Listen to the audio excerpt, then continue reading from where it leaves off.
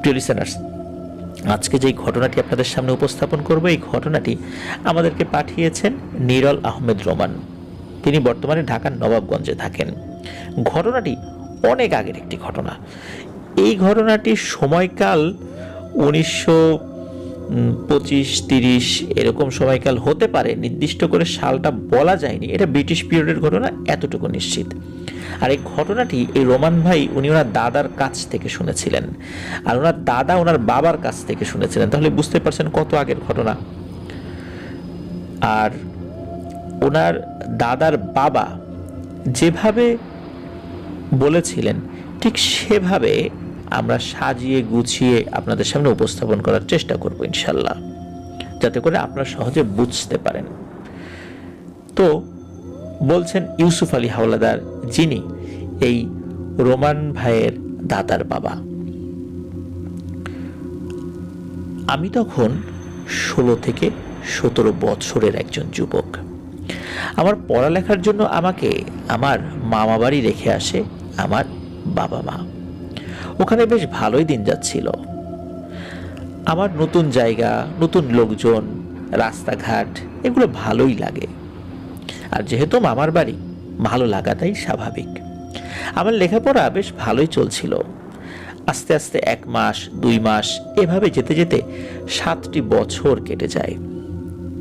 ওখানে আমার বেশ কিছু বন্ধু হয়ে যায়। লেখাপড়া করতে গিয়ে আমার ক্লাসমেট ছিল, একই সাথে খেলাধুলা করেছি, বড় হয়েছি, দীর্ঘ একটি সময় কাটিয়ে দিয়েছি। আমার বন্ধুদের মধ্যে একজনের নাম ছিল রহমত আলী। একদিন সন্ধেবেলা আমাদের পাশের গ্রামে আগুন লেগে যায়, যার কারণে অনেক ঘর বাড়ি পুড়ে যায়। ওই রহমত আলীর বাড়ি ওই গ্রামেই ছিল। আগুনে পুড়ে যায় বহু ঘর, বহু মানুষ মারা যায়। ওই সময় তো বৈদ্যুতিক কোনো ব্যবস্থা ছিল না গ্রামে, যার কারণে যোগাযোগ ব্যবস্থাও কিন্তু খুব একটা ভালো ছিল না। যোগাযোগের মাধ্যম হিসাবে ছিল চিঠি, তারপরে খুব ইমার্জেন্সি হলে টেলিগ্রাম আসতো। মানুষ সাইকেলে করে বা হেঁটে হেঁটে তার গন্তব্যে যেত। ওই সময়ে ওই গ্রামে প্রচুর মারামারি খুনোখুনি হতো। বেশিরভাগ ক্ষেত্রে এক প্রতিবেশী আর এক প্রতিবেশীর সাথে ঝগড়ায় লিপ্ত থাকতো। জায়গা জমি নিয়ে ঝামেলা, এটা নিয়ে ঝামেলা, ওটা নিয়ে ঝামেলা, যার কারণে একজন আরেকজনকে দেখতে পারতো না।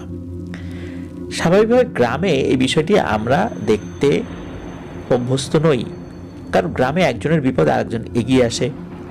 যদিও বা ঝগড়াঝাটি থাকতেই পারে, কিন্তু ওই গ্রামটি ছিল কিছুটা ব্যতিক্রম। সারাক্ষণ একটা অস্থিরতা ওই গ্রামে বিরাজ করত। কি কারণে আগুন লেগেছিল, কেউ শত্রুতা করে লাগিয়েছিল কিনা, এই বিষয়টি জানা যায়নি। কারণ এই আগুন এত দ্রুত বিভিন্ন বাড়িতে ছড়িয়ে পড়ে, এটি ছিল অকল্পনীয়। হয়তোবা কেউ শত্রুতা করে একই সাথে বিভিন্ন বাড়িতে আগুন ধরিয়ে দিয়েছিল, যার কারণে অনেক মানুষ আগুনে পুড়ে মারা যায়। আগুনের যে লেলিহান শিখা দাউ দাউ করে জ্বলতে থাকে। গ্রামে কিন্তু এক বাড়ি থেকে আর এক বাড়ির দূরত্ব রয়েছে। এক বাড়ি থেকে আগুন ছড়িয়ে অন্য বাড়িতে লেগে যাওয়ার কিন্তু কথা নয়। তাহলে নিশ্চিতভাবে বলা যায় কোনো ব্যক্তি ইচ্ছাকৃতভাবে এক বাড়িতে আগুন লাগিয়ে আর এক বাড়িতে গিয়েছে, তারপর আর এক বাড়িতে লাগিয়েছে, এমন কাজ হতে পারে, কিন্তু এটি জাস্ট সন্দেহ মাত্র, নিশ্চিতভাবে বলা যায় না। আগুন যখন জ্বলে উঠেছিল তখন এর বেশ খানিকক্ষণ পর আমার বন্ধু রহমতের কানে খবর যায়। সে বাজারে ছিল, বাজার থেকেই দৌড়ে চলে যায় তার বাড়ির দিকে। দূর থেকেই দেখে তার বাড়িতে আগুন লেগেছে। তার মানে আগুন যেই লাগাক না কেন, রহমতের বাড়িটাও বাদ যায়নি। আগুনের লেলিহান শিখা দাউ দাউ করে জ্বলছে, শোনা যাচ্ছে হইচই আর হইচই। রহমত দূর থেকে দাঁড়িয়ে দেখে সবাই আগুন নিভাচ্ছে, কিন্তু কেউ তার বাড়িতে আগুন নেভানোর জন্য যাচ্ছে না। তার বাড়িতে পানি দেওয়ার মতো কেউ নেই। যেহেতু ওই গ্রামে একজন আরেকজনের সাথে ঝামেলা লিপ্ত ছিল, এই কারণে যে যার চিন্তা নিয়ে ব্যস্ত ছিল। আর একই সাথে একাধিক বাড়িতে আগুন লেগে যাওয়ার কারণে কে কার বাড়িতে যাবে, সাহায্য করবে আর পানি দেবে, এই জন্য নিজেরাই ব্যস্ত ছিল বেশি। রহমতের স্ত্রী ছিল সন্তান সম্ভবা, আর কয়েক মাস পরেই তার সন্তান ভূমিষ্ঠ হওয়ার কথা ছিল। এই কারণে তার হাঁটাচলা করতে খুব কষ্ট হতো। সে রাতের বেলা ঘুমিয়ে গিয়েছিল। ওই সময় রহমত তো বাড়িতে ছিল না। হঠাৎ করে আগুন লেগে যাওয়ার কারণে সে পড়ে যায় বিপদে। চারদিক থেকে যখন আগুন তাকে গ্রাস করে ফেলে, তখন সে বাড়ির বাইরে যেতে পারছিল না। চিৎকার করে বলছিল, কে কোথায় আছো, আমাকে বাঁচাও, আমাকে বাঁচাও, আমার সন্তানকে বাঁচাও। কিন্তু কেউ তার দিকে কিন্তু এগিয়ে যায়নি, কেউ যায়নি তার বাড়ির আগুন নেভাতে। রহমত দূর থেকে শুনছিল তার স্ত্রীর চিৎকার, কিন্তু যেতে যেতেই সব শেষ হয়ে যায়। তার স্ত্রী আগুনে পুড়ে মারা যায়। রহমতের মনে প্রচন্ড দুঃখ অনুভূত হয়। তার স্ত্রীর মৃত্যু, সেই সাথে তার অনাগত সন্তানের মৃত্যু। কেউ এগিয়ে এলো না, কেউ তার বাড়ির আগুন নেভানোর জন্য এক ফোঁটা পানিও আনলো না, কেউ চেষ্টাও করলো না। এ কেমন বিচার হলো, এ কেমন মানবতা হলো?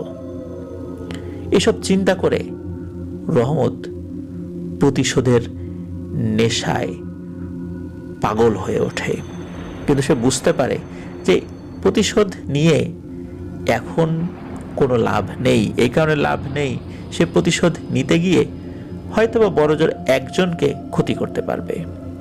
কিন্তু যে গ্রামের মানুষ এইভাবে একজন আরেকজনের বাড়িতে আগুন লাগায়, একজন আরেকজনের বিপদে এগিয়ে আসে না, সারাক্ষণ একজন আরেকজনের পিছনে লেগে থাকে, সেই গ্রামের মানুষদের আর বাঁচার অধিকার নেই। যে গ্রামের মানুষ আমার স্ত্রীকে বাঁচালো না, এই গ্রামের মানুষদের আসলেই বেঁচে থাকার কোনো প্রয়োজন নেই। প্রতিশোধ নিতে হবে। আমার স্ত্রী এভাবে চিৎকার করলো, কারো কানে গেল না, কেন এগিয়ে এলো না? এসব চিন্তা করতে করতে তার স্বাভাবিক যেই চেতনা, এই চেতনা থেকে বের হয়ে আসে। সে চিন্তা করে সে আর এই গ্রামে থাকবে না। তার যত সহায় সম্পত্তি ছিল, এগুলো সিংহভাগ অংশ সে বিক্রি করবে, কিছু অংশ রেখে দেবে, কারণ সে আবার ফেরত আসবে। সে আসবে প্রতিশোধ নিতে। সে চিন্তা মতো তার সম্পত্তির বেশ একটা অংশ একজনের কাছে বিক্রি করে দেয়। টাকা নিয়ে সে চলে যায় ভারতের কোনো একটা জায়গায়। সেখানে গিয়ে বিষ্ণু যশ নামে একজন তান্ত্রিকের সন্ধান পায়। এই বিষ্ণু যশ ছিলেন বিশাল বড় একজন তান্ত্রিক, অনেক ক্ষমতার অধিকারী। তো এই রহমত মিয়া তার সমস্ত যে টাকাগুলো নিয়ে সেখানে গিয়েছিল, সেখানে গিয়ে আশ্রয় নেন ওই বিষ্ণু যশ নামে তান্ত্রিকের কাছে এবং তার কাছে শিষ্যত্ব গ্রহণ করার জন্য অনুরোধ জানান। এখন বিষ্ণু যশ তান্ত্রিক বলে যে, রহমত, তুমি ইসলাম ধর্মের অনুসারী, কিন্তু আমি না হিন্দু, না মুসলিম, না বৌদ্ধ, না খ্রিস্টান। আমি সম্পূর্ণ ভিন্ন ধর্ম পালন করি, আমার নিজের মতো করে পালন করি। সুতরাং তুমি যদি আমার এই তন্ত্রবিদ্যা শিখতে চাও, তাহলে তোমাকে ধর্ম ত্যাগ করে আমার ধর্মে দীক্ষিত হতে হবে। শুধু তুমি না, অন্য যে কেউ যদি আসে, তাকেও তার ধর্ম ত্যাগ করে আমার ধর্মে দীক্ষিত হবে। না হলে আমি এটা শেখাতে পারবো না, কারণ আমার রিচুয়ালগুলো, আমার তন্ত্রমন্ত্রগুলো, আমার পূজাগুলো অন্য কোনো ধর্মের সাথে মিলবে না। এই জন্য তোমাকে এক নতুন ধর্মে দীক্ষিত হতেই হবে। তা না হলে তুমি আমার কাছে এই কোনো কিছু শিক্ষা পাবে না। আমি তোমাকে শিক্ষা দিতে পারবো না, দিলেও কোনো কাজ হবে না। প্রতিশোধের নেশায় রহমত এক মুহূর্ত দ্বিধাবোধ করলেন না। তিনি ধর্ম ত্যাগ করলেন, ওখানে নতুন এক ধর্মের অনুসারী হন, যেটা না হিন্দু, না বৌদ্ধ, না খ্রিস্টান। এটা সম্পূর্ণ ভিন্ন ধর্মী একটা সংস্কৃতি ছিল, যেটা ওই বিষ্ণু যশ নামের তান্ত্রিক চালু করেছিলেন। যেহেতু উনি ব্ল্যাক ম্যাজিকের প্র্যাকটিস করতেন, ওনারও বেশ কিছু অনুসারী ছিল, এই জন্য ওনারা ওনাদের মতো করে এক ধরনের ব্যবস্থা চালু করেছিলেন। আমরা যেমন জন্মের পর একটা নির্দিষ্ট সময়ে মুসলিমরা আকিকা দেই, তেমনি হিন্দুরাও কিন্তু একটা নির্দিষ্ট অনুষ্ঠান করে যেখানে সন্তানের নাম রাখা হয়। আর এই রহমতের ধর্মত্যাগ এবং নতুন নাম রাখা নিয়ে একটি রিচুয়াল করে তার নাম রাখা হয় শিষ্য রুদ্রতান্ত্রিক, যেখানে 7টি মোরগ বলি দেওয়া হয়েছিল। এই রহমত ভারতে আর একটা বিয়ে করলো, ওখানে তার 2 বছর একটি সন্তানও হলো। তিনি এই বিষ্ণু যশ তান্ত্রিকের কাছে অনেক ভয়ঙ্কর ভয়ঙ্কর জাদু শিখলেন, বিশেষ করে পিশাচকে দিয়ে কিভাবে কাজ করাতে হয় সেই জাদু। একটা সময় যখন তার মনে হলো এখন সে গ্রামে ফিরে গিয়ে তার সেই প্রতিশোধের নেশা দমাতে পারবেন, তখন তার বউকে সাথে নিয়ে আর তার ছেলেকে নিয়ে আবার গ্রামে ফেরত আসে। যখন এই গ্রামে উনি ফেরত আসেন, তখন স্বাভাবিকভাবে আবার সেই পুরনো কথাগুলো আরো বেশি করে মনে পড়ে যেতে থাকে। প্রতিশোধের নেশা তো ছিলই, কিন্তু গ্রামে ঢোকার পর বারবার মনে হচ্ছিল তার স্ত্রীর চিৎকার তার কানে ভেসে আসছে। এই গ্রামটি মাদারীপুরের একটি গ্রাম ছিল। তিনি গভীর রাতে সাধনার মাধ্যমে জানতে পারেন যে তার জাদুটি সফল করার জন্য তাকে কিছু কাজ করতে হবে। প্রথমে তাকে এমন একটি গর্ভবতী মহিলাকে খুঁজতে হবে যিনি তার পেটে গর্ভে যে সন্তান ছিল ওই সন্তান থাকা অবস্থায় আত্মহত্যা করেছেন। তারপর 2 বছর একটি ছেলে সন্তান থাকতে হবে, আর আরো একটি ছেলে জোগাড় করতে হবে যার পৃথিবীতে কেউ নেই এবং যে ছেলেটি অমাবস্যার রাতে জন্মগ্রহণ করেছে। এই সব কিছু জোগাড় করতে তার অনুগত কিছু খারাপ জিনেরা সাহায্য করেছিল তথ্য দিয়ে, এবং এইগুলো খুঁজে বের করতে করতে করতে করতে দীর্ঘ সময় লেগে যায়। দীর্ঘ সময় বলতে 1 বছর বা তারও কিছু বেশি সময় লেগে যায়, কারণ সব কিছু তো মেলে না, একটা মেলে তো আর একটা মেলে না। আর এভাবেই সময়টা লেগে গিয়েছিল। আগুন লাগার পর 4 বছরেরও বেশি সময় কেটে যায়। সেই রুদ্রতান্ত্রিক মানে রহমত কোনো এক কালো অমাবস্যার রাত্রে আসন বসায়। সেখানে 3 শ্রেণীর 3 জন জিন আসে। এর মধ্যে একজন ছিল হিন্দু ও পুরুষ জিন, আর একজন ছিল মহিলা জিন, আর শেষের জিনটি খুবই ভয়ঙ্কর।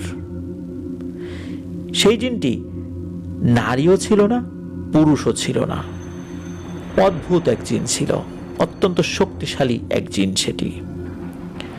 ওই হিন্দু পুরুষ জিনটি রুদ্রতান্ত্রিকের কাছে বলে যে সেই গর্ভবতী মহিলা যে আত্মহত্যা করেছিল পেটে সন্তান রেখে, তাকে দিতে হবে, মানে সেই মহিলার লাশকে ওই জিনকে দিতে হবে।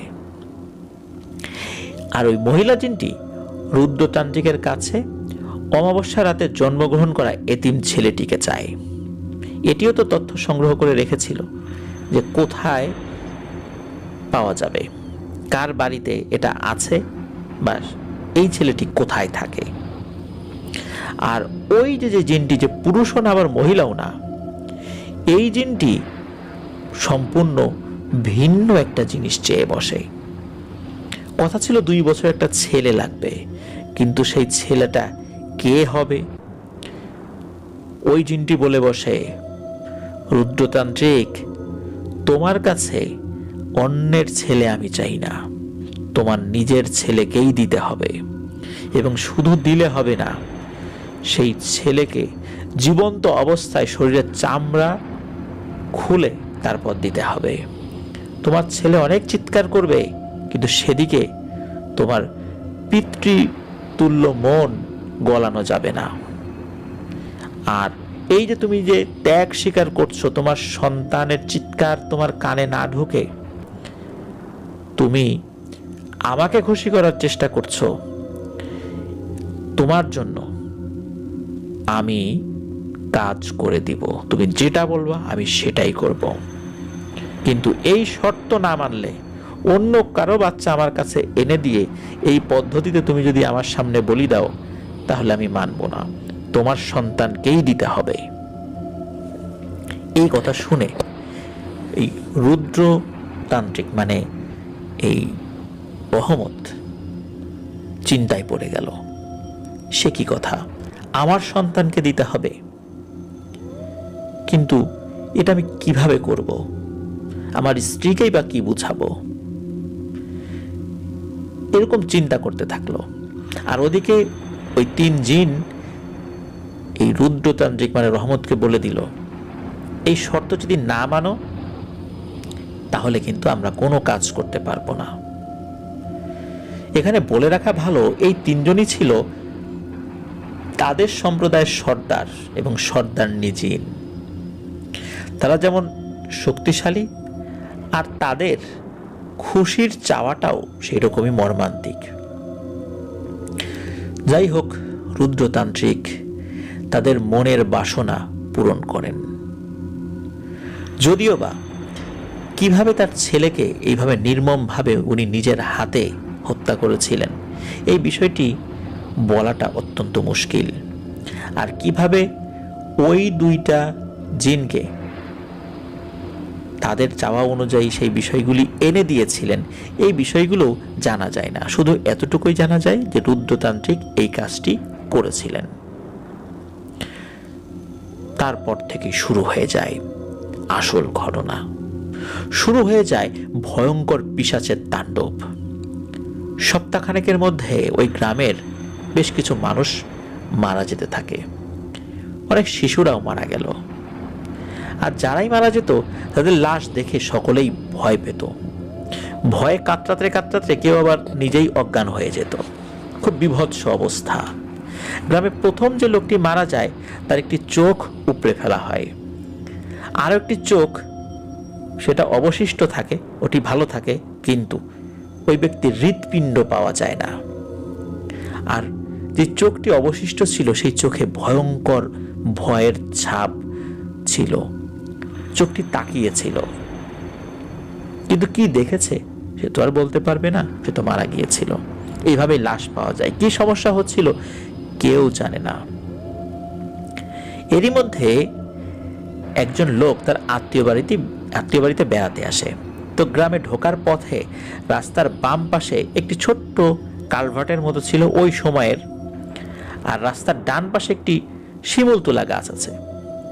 লোকটি যখন এই গ্রামে ঢোকার সময় এই গাছের নিচ দিয়ে যাবে, তখন উনি দূর থেকে খেয়াল করে দেখলো তুলা গাছের উপর একটি মহিলার অবয়ব দাঁড়িয়ে আছে। ঘাড় ঘুরিয়ে তার দিকে বড় বড় চোখ করে তাকালো। আর তার চুল এতটাই বড় যে পুরো গাছটাকে ওই চুল দিয়ে ঢেকে রেখেছে। লোকটি খেয়াল করলো, মহিলা বা যাই হোক না কেন, এটি খুবই ভয়ানক একটা জিনিস। এটি দেখে ওই লোকটি পেছন দিকে দৌড় দেবে, এমন সময় কেউ তাকে সজোরে এক থাপ্পড় মারে। থাপ্পড় মারার সাথে সাথে ওই ব্যক্তি সেন্সলেস হয়ে যায়। আর ওইদিকে ওই লোকের আত্মীয় স্বজনরা তার জন্য অপেক্ষা করতে করতে তাদের চোখে ঘুম চলে এসেছে, এমন একটা ভাব। কারণ ওই লোকটি আসার আগে টেলিগ্রাম করেছিল যে সে কবে আসবে, কখন আসবে। এই জন্যই মূলত ওই আত্মীয় স্বজনরা জানতে পেরেছিল। এদিকে তার দেরি দেখে ওই ঘরে যারা পুরুষ লোক ছিল তারা সিদ্ধান্ত নেয় যে একটু সামনের দিকে এগিয়ে গিয়ে দেখতে হবে যে সে কত দূর এসেছে বা তাকে পাওয়া যায় কিনা। কিন্তু যাবার আগেই তাদের ওই ব্রিজ আর গাছের কথা মনে পড়ে যায়, যেটা গ্রামে ঢোকার প্রথমেই পড়ে। আর তারা তো ব্যাপারটা কিছুটা আঁচ করতে পারে যে এমনিতেই বেশ কিছু সমস্যা গ্রামে চলছে, তার আবার কোনো বিপদ হলো না তো। এই কারণে তারা আরো কয়েকজন লোক জোগাড় করে তাদের সাথে ওই ব্রিজ আর গাছের দিকে চলে আসে। তারা যেটা দেখে ওটা দেখে তারা প্রচণ্ড ভয় পেয়ে যায়। তারা দেখে ওই লোকটিকে গাছের সাথে উল্টো করে ঝুলিয়ে রাখা হয়েছে, আর তার একটি চোখ বেয়ে রক্ত পড়ছে। সবাই বিষয়টা বুঝতে পারল, আর বুঝতে পেরে বারবার তাকে চেষ্টা করছিল যে আসলে সে জীবিত আছে কি না এটা বোঝার জন্য। বুঝতে পারে যে না, সে জীবিত আছে, কিন্তু অবস্থা ভালো না। তখন কি করবে ওই অবস্থায়? গ্রামে তো ওই সময় এরকম হসপিটাল ছিল না, হসপিটাল ছিল আরো অনেক দূরে। যেহেতু গেস্ট মানুষ, অতিথি, তাকে তো এরকম বিপদে ফেলে রাখা যায় না। ওই অবস্থাতেই গ্রামের লোকজন বাঁশের একটি মাচা তৈরি করে তাকে কাছাকাছি কোনো একটি স্বাস্থ্য কেন্দ্রে, ওই সময় যেই ধরনের চিকিৎসা সেবা দেওয়ার জন্য যেই ধরনের ক্লিনিক বা এই টাইপের কোনো জিনিস ছিল, সেই দিকে নিয়ে যাওয়া হয়। ঘন্টা দুয়েকের পর লোকটির জ্ঞান ফেরে। উপস্থিত সবাইকে সেই ঘটনা খুলে বলে যে সে কি দেখেছে, এবং সে বলতে বলতে আবার সেন্সলেস হয়ে পড়ে। ওই সময় ডাক্তার দেখে তাকে, তার প্রচন্ড জ্বর ছিল ওই সময়টাতে। ডাক্তার তাকে দেখে বলে যে এই ব্যক্তির বুকের দুই পাশের হাড়গুলো এমনভাবে ভেঙেছে, মনে হচ্ছে তার বুকের উপরে ভারী কিছু দিয়ে আঘাত করা হয়েছে। ওই সময় তো এত এক্স রে বা এই টাইপের ইকুইপমেন্টসগুলো ছিল না, বহু আগের ব্যাপার, সেই ব্রিটিশ পিরিয়ডের সময়কার। তো যাই হোক, দুর্ভাগ্যবশত ওই লোকটি ওই রাতেই মারা যায়।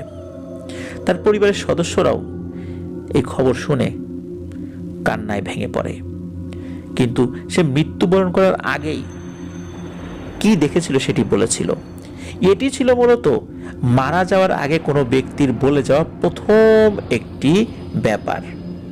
এর আগে যারা মারা গিয়েছে তারা কিন্তু কিছুই বলে যেতে পারেনি। তখনই গ্রামবাসীর মনে চিন্তা দাগ কাটে যে কে মারছে, কি হচ্ছে এগুলো। আসলেই এটা তো কোনো মানুষের কাজ না। আর এরপর থেকেও কিন্তু আরো লোক মরতে থাকে। অন্য ব্যক্তিদের ক্ষেত্রে যেটা হয় সেটা হলো যে তাদের চোখ একটা না থাকার সাথে সাথে হৃৎপিণ্ডটাও ছিল না। ভয়ে গ্রামের মানুষজন গ্রাম ছেড়ে চলে যেতে থাকে। ঘটনা আরো তীব্রতর হয় যখন দেখা যায় যে এই গ্রামের লোকজন অন্য কোনো গ্রামে গেছে, সেই গ্রামেও এই সমস্যা শুরু হয়েছে। তখন অন্য গ্রামের লোকজন ভয়ে এই গ্রামের লোকদেরকে আশ্রয় দিতে চাচ্ছিল না। আশ্রয় দিলেই তো সেই গ্রামেও এই তাণ্ডব শুরু হবে। এই চিন্তা করে তারা যখন ওই গ্রামের লোকজনদেরকে আশ্রয় দিচ্ছিল না, কাছের আত্মীয় স্বজনদেরকেও দূর দূর করে সরিয়ে দিচ্ছিল, তখন এই গ্রামের লোকজন পরে মহা মুসিবতে। এখন তারা কোথায় যাবে? কিন্তু এটা সমাধান কি, কিভাবে এটা সলিউশন করা যায়, এটা নিয়ে তারা ভাবতে শুরু করে। বেশ ভাবনা চিন্তা এবং খোঁজাখুঁজি করার পর ওই সময় একজন বড় কবিরাজের সন্ধান পাওয়া যায়। সেখানে সমস্যার কথা তারা বলে, এর সমাধান চায়। কবিরাজ সব শুনে বলে যে এটা তার পক্ষে করা সম্ভব না। কারণ হচ্ছে যে এই কাজটি করেছে তার ক্ষমতার জ্ঞান সীমাহীন, এটি সাধারণ কোনো কাজ নয়। কিন্তু গ্রামের লোকজন কান্নাকাটি করে ওই কবিরাজের কাছে, বারবার তার কাছে সাহায্য চায়। অনেক বুঝিয়ে বলার পর কবিরাজ তার নিজের কিছু রিচুয়ালের মাধ্যমে সে জানতে পারে যে এই তান্ত্রিক ভারত থেকে এই বিদ্যা শিখে এসেছে। আর ওই কবিরাজ তার পালিত জিনদের মাধ্যমে ভারতের সেই বিষ্ণুযশ তান্ত্রিকের ঠিকানা পায়। এই বিষ্ণুযশ তান্ত্রিকই এই রহমত আলী বা এই রুদ্র তান্ত্রিকের গুরু ছিল। এটা আমরা ঘটনার শুরুতে বলেছি প্রিয় লিসেনার্স। তো যাই হোক, কবিরাজ তার জিনদের মাধ্যমে ভারতে সেই তান্ত্রিককে জানায় যে তার শিষ্য ভয়ঙ্কর কালো জাদু করে গ্রামের মানুষকে হত্যা শুরু করেছে। 11 দিন পর ভারত থেকে সেই বিষ্ণুযশ তান্ত্রিক গুরু এই কবিরাজের বাড়িতে আসেন, কারণ জিনদের মাধ্যমেই মূলত খবর পাঠানো হয়েছিল। তিনি গ্রামবাসীর সব কথা শোনেন। শোনার পর খুব চিন্তায় পড়ে যান। তো যাই হোক, উনি গ্রামবাসীদেরকে বলেন, তোমরা তোমাদের কারণে, তোমাদের শত্রুতার কারণেই আজকে তোমাদের এই অবস্থা। তোমরা একজন আরেকজনের উপর জুলুম করেছো, কেউ কারো সাহায্য করতে না। এই কারণেই আজকে এমন পরিণতি দেখতে হচ্ছে। তোমরা যদি ভালো থাকতা তাহলে এভাবে আগুন লাগার ঘটনাও ঘটতো না, একজন আরেকজনের বিপদে এগিয়ে যেতে, আর এই রহমত তথা রুদ্রতান্ত্রিকের স্ত্রীও মারা যেত না। আর ওর মনে যে প্রতিশোধের আগুন জ্বলছে, এটা কিভাবে আমি নেভাবো? তোমরা কেন তার স্ত্রীকে বাঁচাতে পারলে না? সে তো সন্তান সম্ভবা ছিল। তার এই ক্রোধ তো যৌক্তিক, কিন্তু সে মানুষকে মারছে, এটা যৌক্তিক নয়। এখন এই রুদ্র যে জাদুটি করেছে, এই জাদুটা অনেক শক্তিশালী একটি জাদু। এই জাদু করার জন্য তাকে ১৫০০ বছর বয়সী একটি শয়তান জিনকে এই গ্রামে চালান করতে হয়েছে। সেই সাথে রয়েছে আরো ২ জন ভয়ঙ্কর জিন। আর এই কাজটি করতে গিয়ে তার নিজের সন্তানকে পর্যন্ত বলি দিতে হয়েছে নৃশংসভাবে। আর এর মধ্যে যে শক্তিশালী জিনটি, যে পুরুষও না আবার মহিলাও না, আর এর কোনো ধর্ম বা গোত্রও নেই, সে অন্যান্য জিনদের থেকে আলাদা। এ একটা ভিন্ন সম্প্রদায়ের জিন। অল্প কিছু জিন নিয়ে তার একটা ছোট্ট গোত্র রয়েছে, কিন্তু জিনদের অন্যান্য গোত্র বা বর্ণর সাথে তার মিল না থাকার কারণে তার উপর নিয়ন্ত্রণ করাটা অত্যন্ত দুরূহ ব্যাপার। আর ওর অনুগত যারা আছে বা ও নিজেও পুরুষও না এবং মহিলা না হওয়ার কারণে সে নারী পুরুষ কারোর উপরই রহম করে না, যে সবাইকে হত্যা করে। আর অন্য যে 2 পিশাচ আছে, এটাও অত্যন্ত শক্তিশালী। এগুলো বলার পর এই রুদ্রতান্ত্রিককে আটকানোর জন্য ওই বিষ্ণু যশ তান্ত্রিক 7 দিনের সময় চাইল। আর তিনি গ্রামবাসীকে বললেন, এই 7 দিনে তোমরা তোমাদের প্রয়োজনীয় সমস্ত জিনিসপত্র নিয়ে সন্ধ্যার আগে যে যার ঘরে ঢুকে যাবা। সন্ধ্যার পর কোনো মতেই যাই হয়ে যাক না কেন ঘর থেকে বের হবা না। এই বলে তান্ত্রিক গুরু ওই দিনের মতো বিদায় নেন। 7 দিন পর এই তান্ত্রিক গুরু সবাইকে ডেকে রুদ্রতান্ত্রিকের লাশ দেখায় এবং বলে, রুদ্র তার ভুল বুঝতে পেরেছে। আমি তাকে বলেছি এগুলো বন্ধ করতে। আমি আরো বলেছি এই ঘটনার পর থেকে অনেক মানুষ মারা গেছে, এইসব ছেড়ে দাও, বন্ধ করো এই জাদু। রুদ্র কোনোভাবে মানতে চায় না, কিন্তু আমি তাকে বাধ্য করেছি, যেহেতু আমি তার গুরু। এই জাদু নষ্ট করার জন্য আমি আমার মতো চেষ্টা চালিয়ে গিয়েছি, কিন্তু পারিনি। একসময় রুদ্র আমাকে বলে, গুরুজি, এই জাদু নষ্ট করতে হলে আমার জীবন দিয়েই নষ্ট করতে হবে, তা না হলে হবে না। কারণ ওই 3 পিশাচের সাথে আমার এই চুক্তিটা হয়েছে যে এই জাদু যখন নষ্ট হবে বা জাদু তখনই এটা শেষ হয়ে যাবে, এই তাণ্ডব বন্ধ হবে যখন আমি মারা যাব। তার আগ পর্যন্ত এটা চলতেই থাকবে। এখন আমি কি করব? আপনি যা বলবেন আমি তাই শুনব।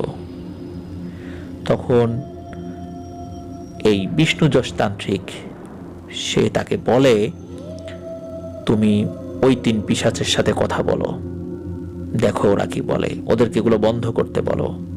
কারণ তোমার যা করানো দরকার ছিল তা তো পূরণ হয়ে গেছে, আর কত? এখন এসব বন্ধ করো, এই মৃত্যুর খেলা বন্ধ করতে হবে। এটা বলার পর ওই রুদ্রতান্ত্রিক ওই 3 পিশাচকে ডাকে। ওই 3 পিশাচকে বলে যে আমার কাজ শেষ, তোমরা তোমাদের এই তাণ্ডব লীলা বন্ধ করো। কিন্তু ওই 3 পিশাচ এই তাণ্ডব লীলা বন্ধ করতে অস্বীকৃতি জানায়, বলে যে তুমি যেই বলি দিয়েছো, এই বলির যেই কারণে আমরা যে শক্তিশালী হয়েছি, আমাদের শক্তি আরো বাড়াতে আমাদের আরো লাশ চাই। যখন রুদ্রতান্ত্রিক তাদেরকে বারবার অনুরোধ করতে থাকে, এক পর্যায়ে তারা 3 জন মিলে রুদ্রতান্ত্রিকের শরীর ছিঁড়ে 3 টুকরো করে ফেলে এবং ওই 3টি পিশাচ ওইখান থেকে চলে যায়। এরপর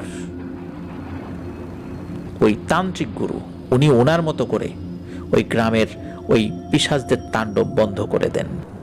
এরপরই এই ঘটনার সমাপ্তি ঘটে।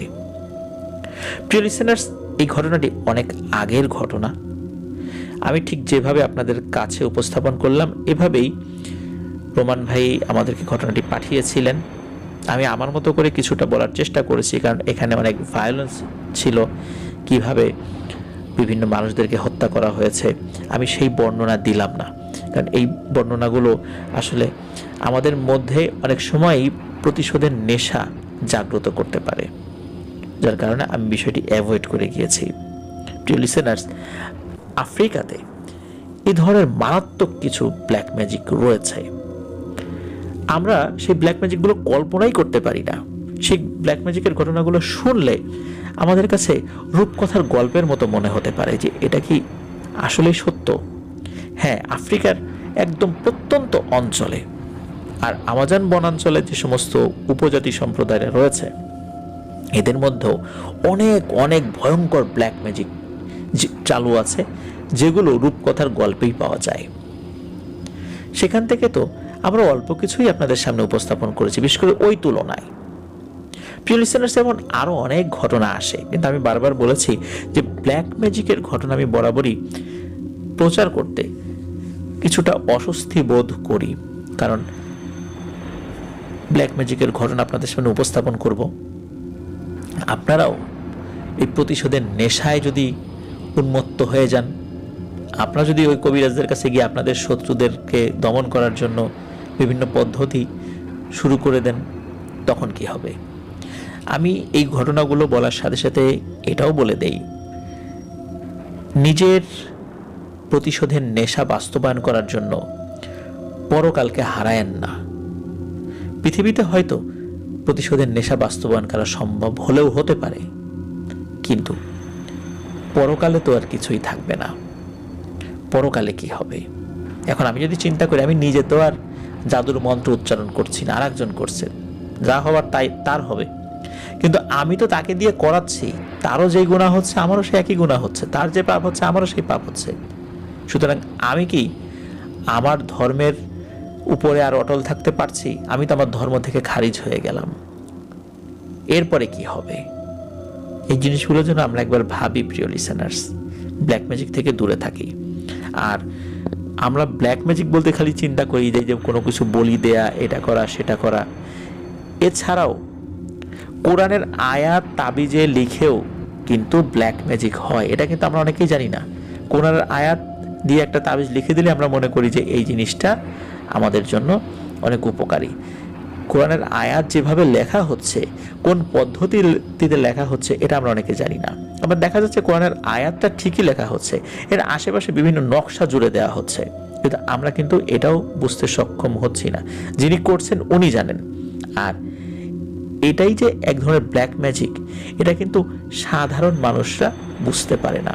এভাবে আমরা নিজেদের অজান্তেই নিজেদের ভালোর জন্য ব্ল্যাক ম্যাজিক করছি আর আমাদের ধর্ম থেকে বিচ্যুত হয়ে যাচ্ছি। আমরা নিজেরাও জানি না, আমরা বহু আগেই কাফের হয়ে গেছি, আমরা ঈমানদার নই। যতই নামাজ পড়ি আমরা ঈমানদার নই। নিজেদের ভুলের কারণেই আমরা ধর্ম থেকে খারিজ হয়ে গিয়েছি। প্রিয় লিসেনার্স, আমাদের মধ্যে যদি কেউ এই কাজ করে থাকেন, আল্লাহর কাছে তওবা করতে হবে।